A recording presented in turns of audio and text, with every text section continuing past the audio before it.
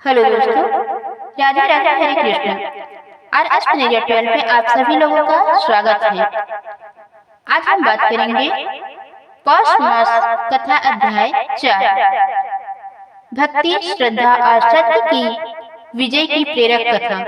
तो दोस्तों, आप लोग इस वीडियो को अंत तक जरूर देखिए।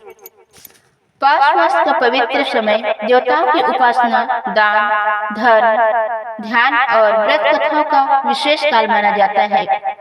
इस अवधि में जो भी व्यक्ति भगवान के नाम का जप, कथा, श्रवण और सत्कर्म करता है, उसका जीवन शुभ दिशा में आगे बढ़ता है।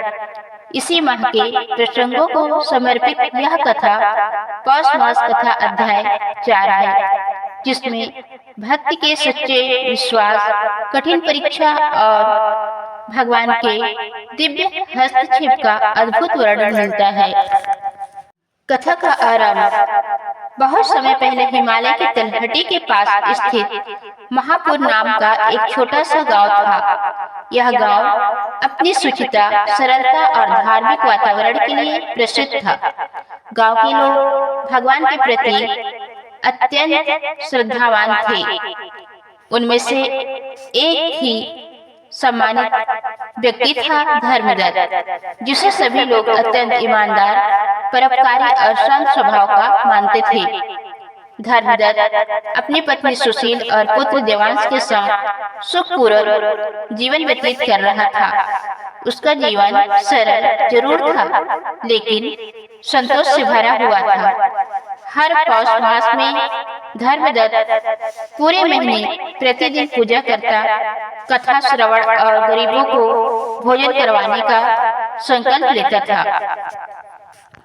इस पौष मास में भी उसने वही व्रत, वही संकल्प दोहराया, परंतु उसके जीवन में एक ऐसी परीक्षा आने वाली थी जो उसके विश्वास और धैर्य को परखने वाली थी। एक दिन धर्मदत्त नगर बाजार से लौट रहा था कि अचानक रास्ते में उसे किसी के रोने की आवाज सुनाई दी। उसने देखा कि एक वृद्ध साधु को कुछ दुष्ट लोग परेशान कर रहे थे। उनका वस्त्र फाड़ चुके थे और उनकी झोली लूटने की कोशिश कर रहे थे। धर्मदत्त तुरंत आगे बढ़ा, दुष्टों को डांटा और साधु को बचाकर घर ले आया। घर पहुंचकर पत्नी सुशील ने साधु का आदर पूर्वक स्वागत किया और उन्हें भोजन करवाया।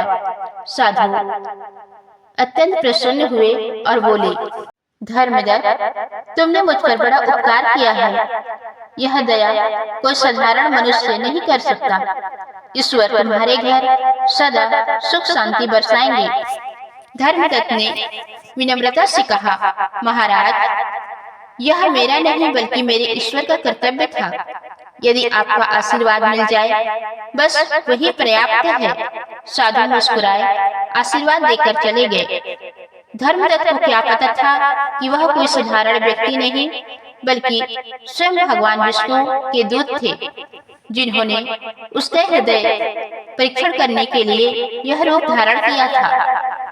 अगले ही सप्ताह धर्मदत्त के घर अचानक विपत्ति आ पड़ी। गांव के मुखिया ने उस पर झूठा आरोप लगा दिया कि धर्मदत्त ने गांव की निधि से धन गबन किया है। धर्मदत्त ने ऐसे किसी भी कार्य से साफ इनकार कर दिया, परंतु कुछ लोग मुखिया के प्रभाव में आकर उसके खिलाफ खड़े हो गए। गांव की सभा बुलाई गई। धर्मदत्त पर आरोप गंभीर था। उसे अपनी निर्दोषता साबित करनी थी, पर उसके पास कोई प्रमाण नहीं था। सुशील रोने लगी। देवांश समझ नहीं पा रहा था कि उसके पिता का इतना सम्मानित नाम लोग कैसे खराब कर सकते हैं।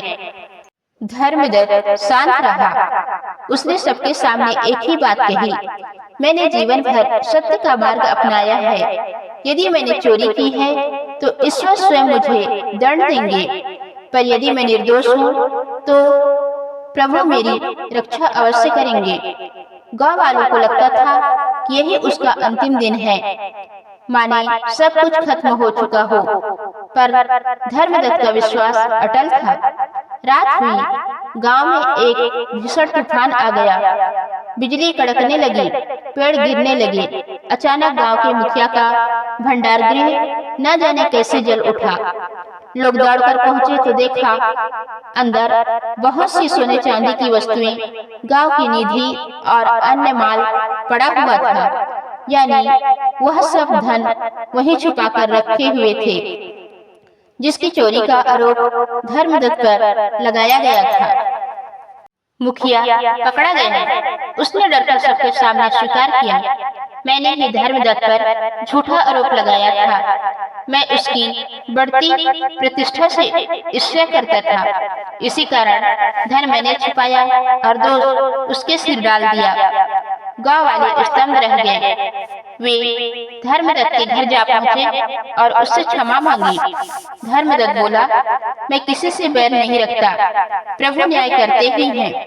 गांव भर में यह चर्चा फैल गई कि जिस रात सच सामने आया उसी रात किसी दिव्य शक्ति ने गांव में भ्रमण किया था। कई लोगों ने बताया कि उन्होंने मंदिर के पास से नीली ज्योति निकलते देखी, मानो स्वयं भगवान विष्णु गांव में उतर आए हों। अगले दिन सुबह धर्मदत्त पूजा कर रहा था कि अचानक घर पर दिव्य प्रकाश फैला। वही वृद्ध साधु उसके सामने खड़े थे। इस बार उनके देश से दिव्य आभा निकल रही थी। धर्मदत्त पहचान गया, प्रभु आप साधु के रूप में मेरे घर आए थे। साधु बोले, धर्मदत्त तुम्हारा विश्वास दृढ़ है, तुम्हारी भक्ति सच्ची है, इसीलिए मैंने तुम्हारी परीक्षा ली। तुम विपत्ति में भी सत्य से नहीं भटके, यही सच्चा धर्म है। धर्मदत्त ने हाथ जोड़ लिए, आंखों में आंसू बह निकले। भगवान ने आशीर्वाद देते हुए कहा, तुम्हारे घर में सदैव लक्ष्मी और शांति का वास रहे। जिसने पौष मास में श्रद्धा भक्ति से यह कथा सुनी या सुनाई, वह हर कठिनाई से पार पाएगा और उसके जीवन में सत्य और धर्म की विजय होगी। यह कहकर भगवान का दिव्य स्वरूप विलीन हो गया, पर उनके शब्द धर्मदत्त के हृदय में सदा के लिए बस गए। पौष मास कथा अध्याय 4 हमें यह शिक्षा देता है, सत्य की राह कठिन हो सकती है, पर विजय उसी की होती है। ईश्वर भक्त की परीक्षा लेते हैं, पर उसे कभी छोड़ते नहीं। दूसरों की मदद करना सबसे बड़ा धर्म है। भक्ति का अर्थ केवल पूजा नहीं, बल्कि कर्म, दया और ईमानदारी है।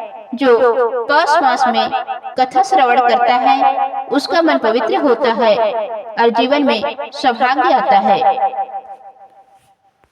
इस कथा को पौष मास में श्रद्धा से पढ़ने और सुनने वाले भक्त को घर में शांति होती है, संकटों से रक्षा होती है, परिवार में सौहार्द आता है, धन समृद्धि होती है, मनोकामना सिद्धि का आशीर्वाद प्राप्त होता है।